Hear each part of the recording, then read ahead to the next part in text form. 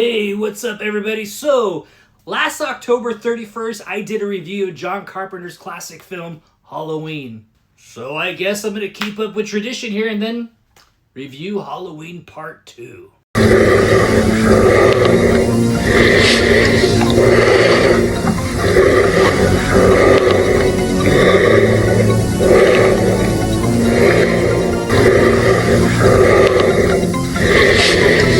Halloween 2 takes place immediately right after where Halloween 1 ended. Y'all remember how it ended, right? Michael was attacking Laurie, then Chuck Norris came in to save the day.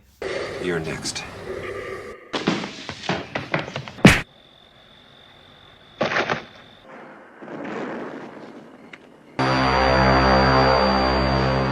Wait, no! Wait a minute, that's Silent Rage. Almost the same movie. Writer and director John Carpenter and producer and co-writer Deborah Hill had no interest in making a sequel to Halloween, and they had already moved on and started working on The Fog. However, the studios really wanted Michael Myers to return and bring John Carpenter back, so they offered John Carpenter a deal in order to make the sequel. John Carpenter felt there was no story left to tell. However, after a lot of beer and a typewriter, he was able to write and give Donald Pleasence one of the most iconic lines in movie history. Is this some kind of joke? I've been trick-or-treated to death tonight. You don't know what death is. Total mic drop. So John Carpenter didn't feel like directing this one. However, he did do the score and did give directing duties to Rick Rosenthal. Michael going through the alleys of South Pasadena trying to avoid hearing Loomis say this. I shot him 6 times. What? I shot him 6 times. More of that to come and more iconic lines from Dr. Loomis. Alright, the old Elrod plays. Hey, let's make some sandwiches, watch some horror movies. Hey, did I make it in time for the Silver Shamrock big giveaway? I guess I missed the big giveaway. I guess I'll just take this knife with me and go. I always wonder what Mrs. Elrod was looking up at this scene. Here he comes now. I'm getting out of it. Because it definitely wasn't this. Stop it! You're ignorant. Rumor has it that John Carpenter wanted to keep Michael's motivation random. Even though he wrote in that Laurie was his sister, he wanted Michael to kill a few random people along the way. Hi. There was someone screaming next door. Yeah, Mr. and Mrs. Elrod. His wife's always picking on him. He probably got angry and decided to start beating her. Michael's really not a fan. If you see something, don't say something. Meanwhile, Laurie's in a funny wig and gets picked up by the ambulance. Why look, it's Michael from Jaws 4 and Steve from Maniac Cop 2. The ambulance manages to make its way to Hatfield Memorial. Oh look, one of the pirates from The Fog. Now, when I first saw this movie as a little kid in the 80s on a grainy TV, I never really realized that what was in that kid's mouth was actually a razor blade.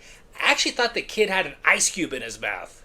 Yeah, grainy TVs in the 80s were definitely a thing. Here we have Dr. Drunk, the only doctor in this hospital, and not to mention the minimal staff that they have here. I guess, well, what do you expect in horror movie hospitals? Hey, what's Dr. Loomis up to? He's still putting up the good fight, on the hunt, searching for Michael Myers. I really do like in Halloween 2 that the authorities actually think that Dr. Loomis let Michael go willingly, instead of realizing just hours before he was actually warning the entire town about Michael actually returning to Haddonfield.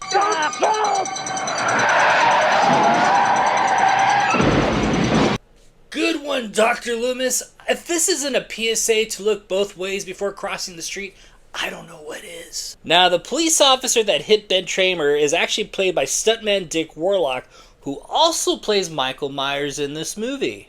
So in a way, you could actually say Michael Myers killed Ben Tramer. Haddonfield police discover the bodies of Laurie's friends from the previous movie. Oh look, Dana Carvey.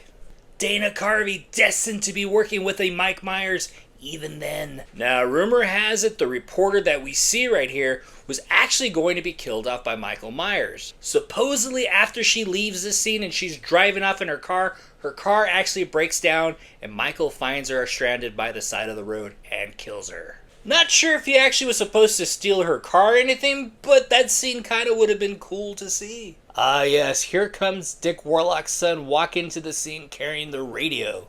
I always thought this scene of Michael walking amongst the people was actually pretty cool. Thought it was pretty awesome to see how evil could blend in with the crowd. Michael made his way to the hospital and starts killing off the staff one by one while searching for Laurie. Even though Halloween 2 isn't directed by John Carpenter, it really does feel like a John Carpenter movie. Between all the POV shots, Michael lurking in the shadows, and also hiding in plain sight, and not to mention the awesome score, this movie really captures the vibe from the original film.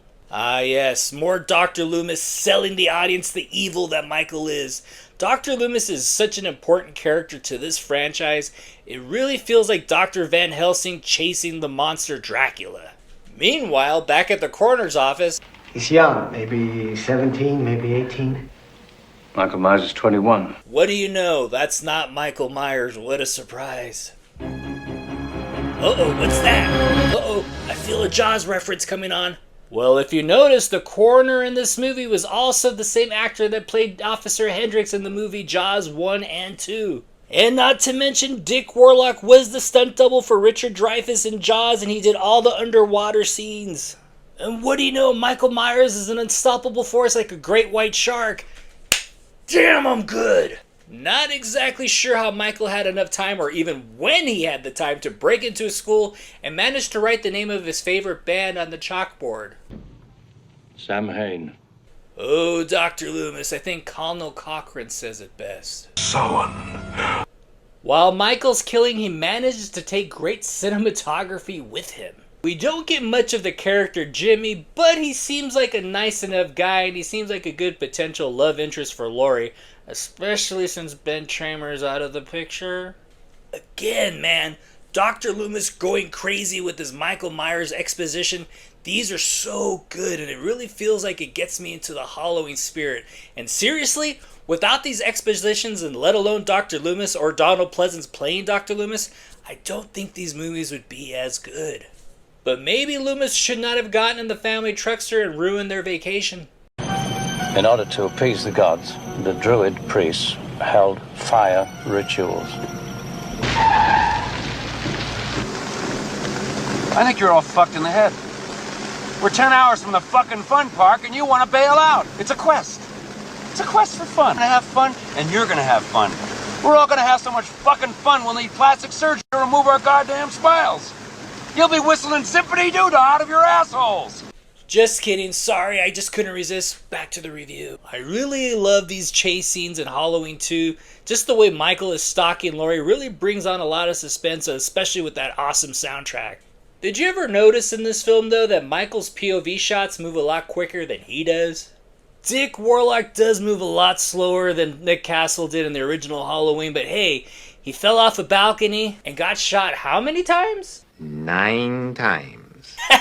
No, it wasn't 9 times. I think it was actually... I shot him 6 times! Dr. Loomis and company find Laurie just in time and they hide safely inside the hospital. Oh man, I feel like if after Dr. Loomis saw that, he would have just been like this. Fuck this. Laurie and Dr. Loomis hide in one of the operating rooms, and damn, Michael finds him and takes Loomis out. But what Michael doesn't know, Laurie is the master of disguises. I am Inga from Sweden.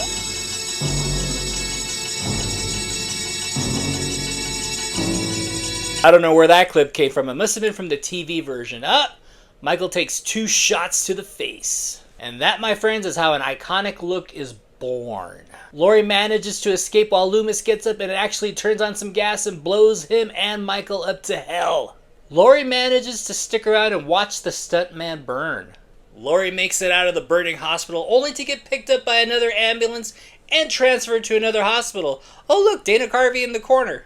As a kid and even as an adult, I always felt that Halloween 2 was the most superior sequel. To me, it is the only sequel in the franchise that I have to watch the original one and this film back to back. Halloween 2 manages to capture the great cinematography that the original film had, and the John Carpenter score in this film is very, very haunting. Even though Halloween 1 and 2 are years apart, the movie still feels pretty seamless to me overall. I know this movie's frowned upon by John Carpenter himself and not to mention critics, but man, To me, this is the superior sequel. And not to mention, Dick Rosenthal did a good job as far as capturing the vibe of the original film. Not sure what the hell happened in Halloween Resurrection, though. And not to mention, the mask itself is still pretty badass. Even though it's a different actor wearing it, the mask does look very different. And yes, it is the same mask from the original film. So check this out. Nick Castle has a longer, slimmer face. So when Nick Castle wears the mask, and when Dick Warlock wears the mask, he has a bigger, rounder head. So the mask is stretched out and it looks a little different. Kind of a good example, I guess. Not sure. Well, thank you for watching my review. If you watched the entire thing, sorry I'm a little behind on my reviews. I've had a lot going on, plus I got really sick twice in less than 2 months. I wanted this review to be a lot longer, but unfortunately, my batteries in my body are not as strong as they were, so I'm trying to get a little better. So, Halloween 2, are you a fan of this movie? Do you love or do you hate this movie? Or do you also feel that Halloween 2 is the superior sequel in the franchise? Let me know in the comments. And I'm Mike the Movie Misfit, always keeping my reviews honest. And don't forget, all my reviews contain no overhype, no bullshit. And yeah, please don't forget to like and follow. We'll see you at the movies.